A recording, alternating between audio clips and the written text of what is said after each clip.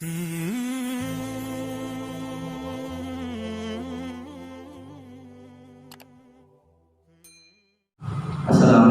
warahmatullahi wabarakatuh. Waalaikumsalam warahmatullahi wabarakatuh. Alhamdulillahirabbil alamin wa bihi nasta'inu ala umuri din. Wassalatu wassalamu ala asyrofil anbiya wal mursalin sayyidina wa maulana Muhammadin wa ala alihi wa ashabihi ajma'in. Amma ba'du. Alhamdulillah, Allah masih senantiasa memberikan kenikmatan kepada kita semua, sehingga pada malam hari ini kita masih dalam keadaan sehat walafiat. Semoga kesehatan yang Allah berikan kepada kita bisa kita pergunakan dengan baik, dan juga kita berharap semoga kita termasuk hamba-hamba Allah yang selalu bersyukur atas nikmat yang Allah berikan kepada kita. Amin. Amin. Amin. Salam kita haturkan kepada baginda Nabi Muhammad sallallahu alaihi wasallam. Allahumma shalli wa sallim wa barik alaihi. Sahabat, kerabat, tabi'in dan kita semua, semoga kita mendapatkan syafaat dari baginda Nabi Muhammad sallallahu alaihi wasallam.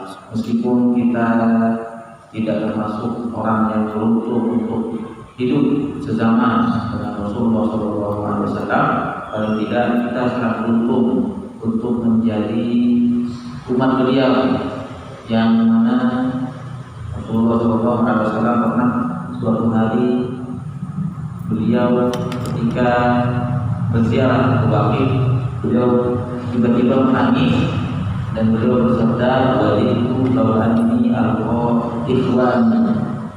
Kata Rasulullah sallallahu alaihi wasallam, "Saya ingin berjumpa dengan saudara-saudara saya." Kata Rasulullah sallallahu alaihi wasallam.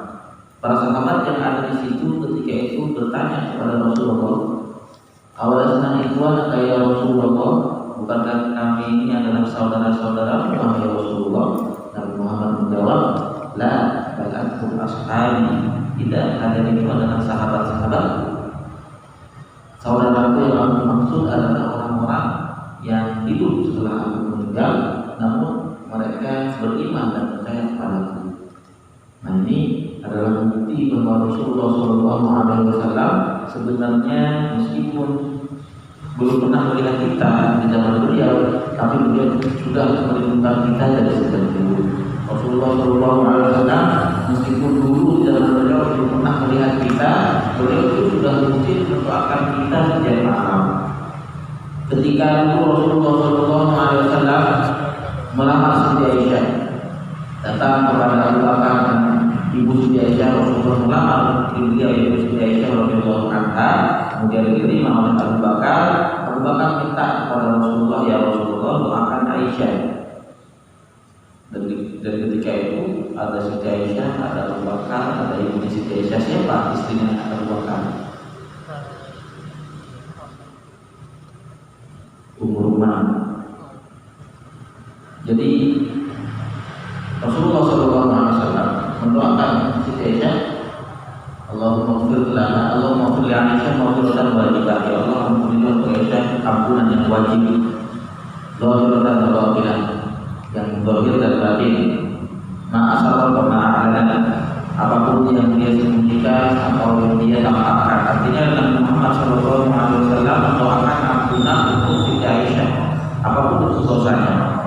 Siti Aisyah terlihat sangat senang mendoakan Nabi Muhammad SAW. Akhirnya Rasul bertanya, "Apakah engkau kaget dan senang wahai Aisyah?" Siti Aisyah menjawab, "Iya, saya sangat senang. Bagaimana saya tidak senang sedangkan engkau mendoakanku seperti itu wahai Rasulullah SAW." Nabi Muhammad bersabda apa?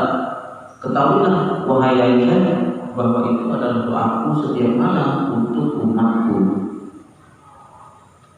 Artinya kadang kita merasa tidak pantas sebenarnya untuk mendapatkan doa yang begitu hebat seperti itu.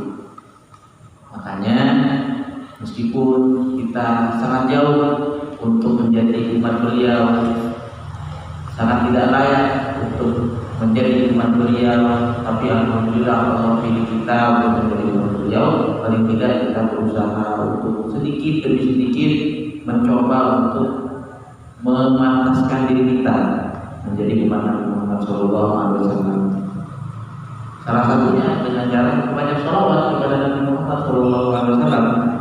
Karena yang namanya umat beliau, yang namanya orang yang beriman kepada Rasulullah SAW, yang pastinya kita mengaku cinta kepada Nabi Muhammad SAW, ya pastinya harusnya kita paling tidak sedikit demi sedikit menambah porsi sholawat kita kepada Nabi Muhammad SAW. Makanya ada istilah as-sholatu ala nabi syaikhu man la syaikhola. Sholawat kepada Nabi Muhammad SAW itu adalah guru bagi orang yang punya guru. Guru itu sebenarnya macam-macam ya, guru itu banyak. Guru agama ada, guru ilmu ada juga. Tapi yang dimaksud dalam ungkapan ini guru rohani, guru yang menyambungkan kita kepada Allah Subhanahu wa Ta'ala. Sahabat Nabi Muhammad SAW, para sahabat itu berguru langsung kepada Nabi Muhammad SAW. Semua sahabat berguru kepada Nabi Muhammad SAW. Tabi'in berguru kepada sahabat, tabi'in berguru kepada tabi'in dan seterusnya. Artinya ulama-ulama besar dari dulu pasti punya guru yang menyambungkan beliau dengan Rasulullah SAW, menyambungkan beliau dengan Allah Subhanahu wa Ta'ala. Nah, kita di zaman sekarang itu, termasuk ulama-ulama besar zaman sekarang, bahkan bilang zaman sekarang kita nyari guru susah, nyari guru yang sesuai kriteria ya, yang bisa menyambungkan kita dengan Rasulullah SAW. Tak semudah zaman dulu banyak, kalau zaman sekarang susah. Maka gimana kita kalau susah nyari guru yang bisa menyambungkan kita dengan Rasulullah SAW?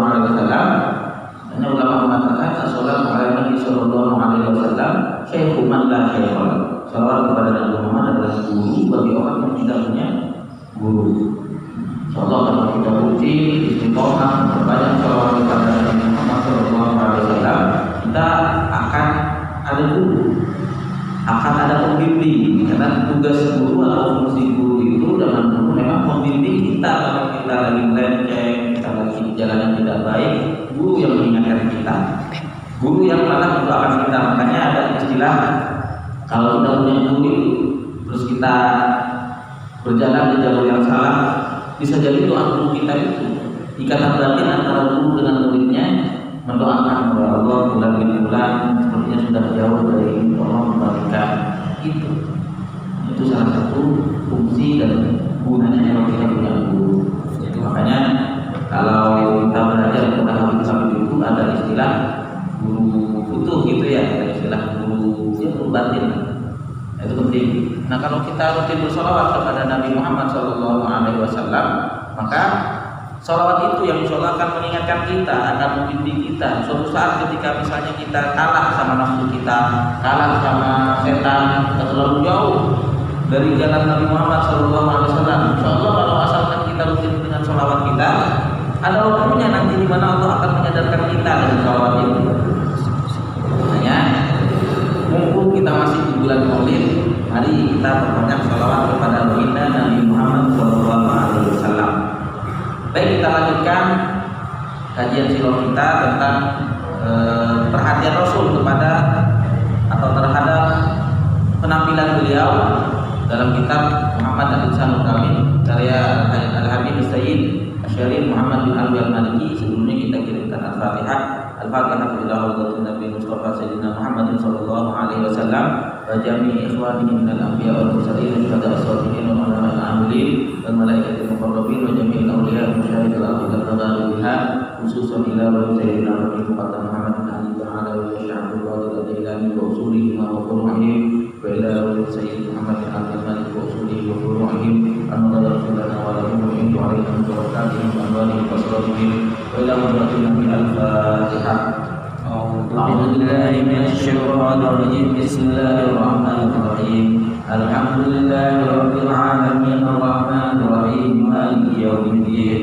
إياك نعبد وإياك نستعين اهدنا الصراط المستقيم صراط الذين أنعمت عليهم غير المغضوب عليهم ولا الضالين. Kemarin kita bahas bagaimana perhatian Rasul terhadap badan dan tubuh beliau mandi, rutin mandi bersihkan tubuh beliau, kemudian beliau bersunnahkan bahwa maksimal seorang muslim itu jangan sampai seminggu penuh nggak mandi sama sekali. itu sudah keluar dari jalur muslim. Iya, orang muslim nggak begitu. Kan ada kata orang, ada orang di luar agama kita yang istilahnya kayak bertapa misalnya ya, bertapa tapi benar-benar nggak mandi, yaitu bukan masalah bertapanya, tapi nggak mandinya nggak sesuai sunnah. Kemudian di sini disebutin bagaimana Rasulullah itu juga apa namanya aroma beliau itu sangat wangi, tapi beliau sering pakai parfum. Nah sekarang kita baca iktina untuk bisya'ari, bagaimana Rasulullah memperhatikan rambut beliau, bagaimana beliau merawat rambut beliau. Bitamdhihi, beliau membersihkan rambut beliau. Rambut itu kan namanya di Madinah itu kan padang pasir ya, kadang ada badai pasir segala macam kotor berdebu. Ya, kita juga sering, terutama kalau laki-laki ya, laki-laki nggak pakai kerudung atau keluar nggak pakai peci ke jalan raya, polusi, debu, asap, tombe, semuanya nempel di rambut itu. Jadi dibersihkan. Watarjilihi, tarjilihi itu disisir. Sisir rambut itu kalau sudah cukup untuk disisir. Bahkan ketika kita botak bersih, entah alasan apapun, entah karena bukuan atau karena dibotak kena melanggar, sisir aja ikut sunnah. Meskipun kelihatan aneh. Ada teman kita ngeliat kita lagi botak bersih disisir, aneh. Kalau ditanya kenapa waktu itu, ikut sunnah saya karena Rasulullah suka bersisir. Sama kayak kita ketika haji, kan sunnahnya botak bersih ya. Di mana Ustaz kalau lagi haji kemudian maksud dari soalnya nggak kurang, ada kan orang begitu. Salah satunya orang film Dulu dan Bayu, atau salah satu yang punya YouTube podcast terkenal itu. Kalau misalnya haji, terus gimana itu? Potong rambut pakai apa? Jadi dalam zikir sunnahnya tetap kita menjalankan pisau atau gunting. Meskipun kelihatan aneh, tapi itulah sunnah. Kita menjalankan sunnah meskipun kadang terlihat aneh. Jadi sisir itu sunnah Rasul. Puasa dili itu ya dirapikan kan? Di kontipa, berdiri di dirapikan. Oleh Anas radhiyallahu anhu, Anas berkata, Anas ini ya memang pembantu Rasul yang juga berkhidmat kepada Rasul, jadi tahu keseharian Nabi Muhammad. Karena Rasulullah SAW yuksiruduh narasi. Rasulullah sering meminyaki rambut kepala beliau. Sering dikasih minyak rambut. Oh, Gatsby, Pomade, tentang promosi ya, apa saja lah. Yang penting minyak rambut itu, sunahnya begitu. Biar kelihatan apa? Karena kalau nggak dikasih minyak itu, atau nggak disampoin lah, paling minimal nggak disampoin. Jadi kayak kelihatan kusut gitu, bukan kelihatan kayak rambut. Kayak sapu merek Playboy Legend rambut itu begitu, jadi tusuk kayak berdebu. Jadi kalau disampoin, diminyakin itu sunnah, kelihatan kilat, kelihatan rapi gitu ya. Buat tasrih jadi suka tasrih yakin, maksudnya salah. Iya, dirapiin. Kadang ada, pernah nggak kalian lihat misalnya orang luar negeri lah, jenggotnya tebal tapi kayak ini keriting gitu. Kan nggak enak gitu. Tapi kalau Rasulullah itu dirapiin rapi. Jenggot Rasulullah panjang tapi rapi, lebat panjang tapi rapi. Wayus tina dan suka memakai tina. Tina itu apa di sini jelasin? Al-tina khilqatun tudau 'ala ra'si tina istimal itu tidak takil imam tapi. Jadi tina itu semacam kayak kain lap atau kain sederhananya kain yang disimpan di atas kepala untuk menjadi pembatas antara rambut dengan dengan sorban beliau. Kan suka pakai sorban. Kalau lagi pakai minyak rambut, belum pakai sorban, nanti sorbannya kena minyak. Makanya dikasih kain pembatas biar nggak langsung kena imamah beliau. Ya, tahu. Kain itu kan ciput. Kalau perempuan itu ada istilah ciput ya, ciput. Jadi kalau ada basah itu nggak langsung ke kerudungnya. Itu sunnah Rasul Sallallahu Alaihi Wasallam. Ya kalau kita mungkin kalau di Saudi sekarang ini peci. Sebelum pakai sorban peci dulu kan. Jadi ada minyak rambut atau apa nggak langsung kena ke ininya. Apa namanya? Sorbannya. Itu bagaimana Rasulullah memperhatikan rambut. Intinya rambut Rasulullah dirapikan, kemudian disisir, diminyakin, dari jari saja. Jadi diperhatikan oleh Rasulullah, dirawat. Kemudian ditinam ini. Perawatan Rasulullah atau perhatian Rasulullah pada mata beliau. Bagaimana Rasulullah merawat dan memperhatikan mata beliau. Oleh Ibnu Abbas radhiyallahu anhu, Ibnu Abbas berkata, "Anna Nabi sallallahu alaihi wasallam kana lahu mikhal."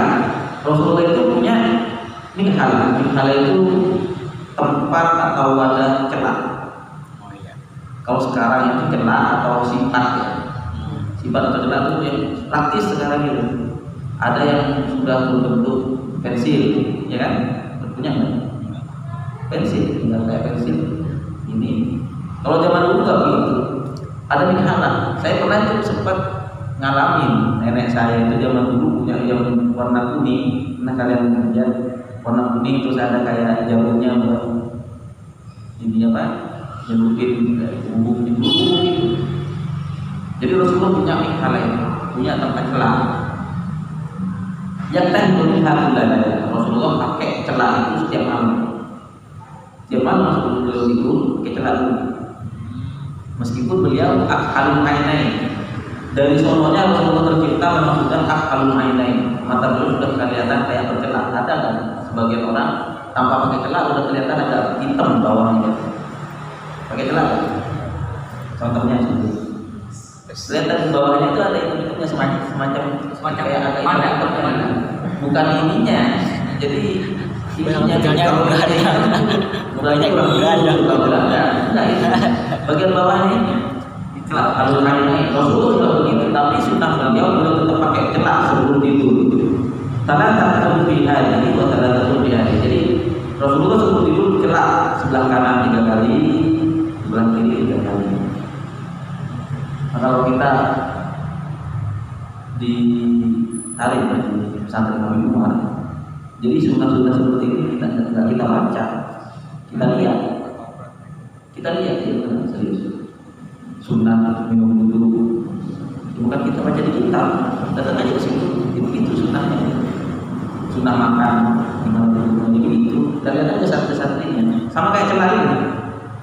Kita lihat ke situ, hampir semuanya udah kayak pakai celah semua. Karena memang salah satu motto pesantren beliau yaitu bagaimana menjadikan sunnah itu yang terlihat, bukan sekedar dibaca. Jadi itu perhatian Rasulullah bagaimana merawat mata beliau. Karena memang di dalam sebuah hadis disebutkan bahwa celah itu atau sifat bisa menghindari mata dari aromat. Aromat itu semacam penyakit mata. Kalau kita ingin sehat, mata kita sehat, tidak sering sakit, tidak sering belekan, atau sering sakit mata, pakai celah rutin. Itu insya Allah bisa menyehatkan mata. Kemudian tina'u bi asnani, perhatian beliau bagaimana merawat gigi beliau. Karena sallallahu alaihi wasallam yahtani bi tahlil asnani ba'da tanawul ta'am. Rasulullah sallallahu alaihi wasallam sering menyela-nyela gigi beliau setelah makan. Ini kalau bahasa kita kan apa namanya itu? Tusukan gigi ya. Habis makan ditusuk gigi.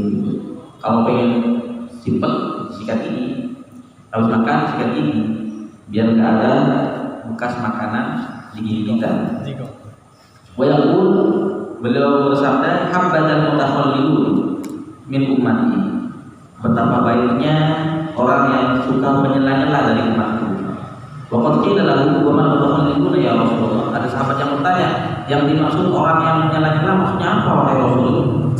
Rasul bersabda, "Faqad al-mutakhallilun bil wudu", yaitu orang-orang yang suka menyela-nyela ketika wudu. Wal mutakhallilun bil ta'am, dan orang yang suka menyela-nyela ketika makan. Amma tahlilul wudu, yang disebut menyela-nyela ketika wudu apa? Fal madmadah. Apa madmadah? Berkumur. Kumur itu sunnah Rasul. Wal istinsyaq, menghirup air. Kumur kayaknya lebih sering dipakai daripada menghirup air, padahal sebenarnya sama aja. Kalau bisa dua-duanya dijalankan, sunnah kumur sama sunnah menghirup air. Bahkan kalau ulama itu menunjukkan hirup air dari hidung sampai sekiranya terasa pusing. Pernah nggak sampai merasa sakit di sini? Iya, saya pernah. Buat aja. Apalagi sebelum subuh ya, bangun subuh, alarm bunyi, bangun langsung cuci tangan, kumur-kumur, hirup air keluar-keluarnya. Itu biar apa? Biar nggak ganti lagi. Pusing. Tapi itu katanya ada yang mengatakan itu salah satu medannya menguatkan hafalan, menguatkan memori. Tapi intinya hirup air itu termasuk sunnah. Al-Mutakhallilun termasuk menghirup air. Wabainal asabi dan menyela-nyela antara jari. Ketika wudu kan sunnahnya menyela-nyela jari tangan, jari kaki. Itu termasuk orang-orang yang dicintai oleh Rasulullah SAW. Wa ma tahlilu ta'am. Sedangkan menyela-nyela ketika makan apa?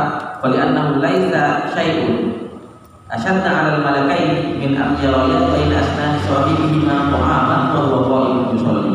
Karena kata Rasulullah SAW, dua malaikat itu paling gak suka. Siapa dua malaikat? Malaikat Raqib dan Atid. Malaikat Raqib dan Atid yang selalu menemani kita 24 jam, mencatat bagaimana amal perbuatan kita 24 jam. Mereka paling gak suka kalau di gigi kita ada makanan yang nyelip sedangkan kita dalam keadaan sholat. Mungkin kita hampir semua mungkin ya pernah lagi berdiri, lagi sholat, ada bekas makanan. Dan itu kadang yang paling rawan daging, cabai. Paling enggak kalau udah makan minuman masih ada manis-manisnya dikit. Bulan Ramadan yang paling rawan bulan Ramadan. Kenapa? Karena bulan Ramadan itu kalau udah buka puasa kadang kita juga nggak balas dendam. Udah nggak makan dari subuh sampai maghrib, giliran waktunya buka ya kita itu sunnah 3 kurma sama air, itu kan sunnahnya. Bukan tambah nama yang lain, Sendiri. iya. Apalagi kalau santri kebetulan di sini ya alhamdulillah berkah gitu ya. Pernah kita alami, ya kan? Satu hari yang ngasih 5 makanan besarnya itu. Ya artinya kalau lagi puasa itu biasanya rawan ada makanan yang dimakannya. Memang sebaiknya kalau maghrib ya kita takjil aja udah, sekedar membatalkan puasa. Selebihnya ya kita habiskan nanti habis tarawih. Nafsu kita bisa. Tapi biasanya rasa mungkin sudah nggak nafsu makan besar lagi ya udah habis makan lagi ada maghrib semuanya dihabisi. Udah bisa nggak nafsu makan lagi. Ada tempat tarawih juga. Saya sudah makan. Jadi intinya kembali ke pembahasan kita, usahakan ketika kita sholat tidak ada sisa makanan yang nyelip di kita. Mereka tak suka, tak senang, tidak suka. Wa min inayatihi bi asnanihi wa fi raihati famin syarif, dan termasuk bagaimana Rasulullah merawat gigi beliau, kemudian menjaga aroma mulut beliau, muhafadzatuhu ala istimal siwak fi kulli ahwali. Itu salah satu caranya beliau selalu menggunakan siwak. Itu merawat gigi dan juga merawat atau menjaga bau mulut beliau. Indah sholat, ketika sholat, wa indah wudu, ketika wudu, wa indah naum, mau tidur, wa ba'da naum, bangun tidur. Jadi Rasulullah begitu terus, mau wudu, mau sholat, mau tidur, bangun tidur, siwak. Jadi biar aroma mulut kita itu nggak bau, karena siwak itu bisa menetralisir bau mulut. Cobain aja, kalau nggak percaya Cobain ya rasanya. Wa inda dukhuli, mau masuk rumah, wa khuruji, keluar rumah. Bal wa kana yaqulu bidzalika, dan Rasulullah memerintahkan itu, wa yaqulu alaihi, dan menganjurkannya, wa yaqulu, beliau bersabda, as-siwak makhfaratun lil fam. Siwak bisa membersihkan mulut, mardatul lil, dan bisa membuat Allah ridho, bisa membuat Allah senang. Hal sederhana, itu cuma sekedar bersiwak itu Allah senang. Bisa itu salah satu yang bisa membuat Allah ridho, kata Rasulullah SAW. Inna Allah la yarda 'alal 'abdi an ya'kula al-aklata fa yahmadullah 'alaiha aw yashraба syarbata fa yahmadullah 'alaiha. Allah ridho kepada seorang hamba ketika dia minum ketika dia makan satu kali makan kemudian dia bersyukur, atau minum sekali minum kemudian dia bersyukur. Allah ridho, padahal itu harus sederhana. Makanya ada sunnah yang disebutkan oleh ulama. Kalau kita mau minum, misalnya 1 gelas nih, jadikan minum kita 3 bagian. Ini susah, jadi 3 bagian susah kalau kita sedotan. Pakai gelas mudah. Jadi setiap bagian kita mau mulai minum baca bismillahirrahmanirrahim, minum. selesai, alhamdulillah. Ya bagian kedua setelah minum selesai, alhamdulillah. Bagian ketiga juga begitu. Kata Syekh Syarawi, Syekh Muhammad Tawali Syarawi, ulama Mesir, beliau berkata, kalau kita minum dengan cara seperti tadi, minum kita dibagi jadi 3 bagian, kemudian sebelum mulai baca bismillah, setelah itu baca alhamdulillah, maka kata Ibnu Syarawi, selama air yang kita minum masih ada dalam tubuh kita, maka insya Allah kita tidak akan pernah ada keinginan untuk berbuat maksiat. Cobain. Minum dengan cara seperti itu. Sebelum mulai baca bismillah, habis itu baca alhamdulillah, bagi jadi 3 bagian itu. Selama air itu masih ada, entah itu belum jadi keringat atau belum terbuang, insya Allah itu salah satu cara kita untuk terhindar dari perbuatan maksiat. Coba, ini perlu diamalkan, insya Allah kita bermanfaat. Makanya kembali kepada yang tadi, jadi ada hal kecil yang bisa membuat Allah ridho kepada kita. Salah satunya setiap kali habis makan, setiap kali habis minum, atau tidak apapun kita bersyukur alhamdulillahirabbil alamin, insya Allah akan membuat Allah ridho kepada kita. Dan sebenarnya keridhaan Allah Subhanahu wa taala itu lebih penting daripada surga. Kalau Allah sudah ridho